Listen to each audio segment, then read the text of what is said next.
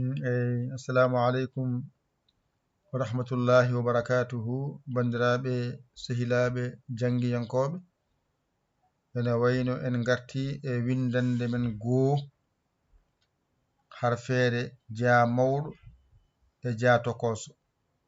Kadi en naateni harfeere wonde wiyetende ja mawɗo e ja tokoso holno masirte.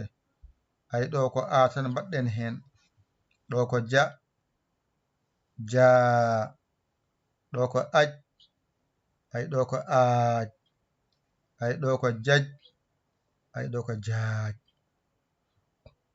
Windande goo ko ja mawɗo e ja tokoso. En naatani masde ja.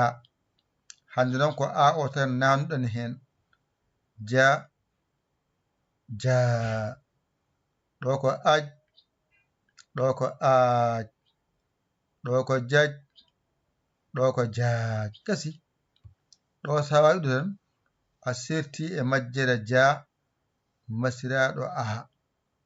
Wadde ja mawɗo ko ni wayata, ja tokoso ko ni wayata. Ɗo tan jangata ɗum, mbawa ɗum, ceerta e nde ɗo majjere. Ɗo woni ja. Kala ko wayni ko ja, kala ko wayni ja, kala ko wayni aj, kala ko wayni aaj, kala ko wayni ko jaj, kala ko wayni ko jaaj. Bismillah jangen. Ja mawɗo e ja tokoso. Pular ummorto ko bange nano faye ñaamo. Adi ko ja fooɗani ngara pooɗa mbiya jaa. Rewi hen ko aj fooɗani pooɗa mbiya aaj. Lesto ko jaj fooɗani ngara pooɗa mbiya jaaj. Timmi. Ja mawɗo e ja tokoso ko ni foti.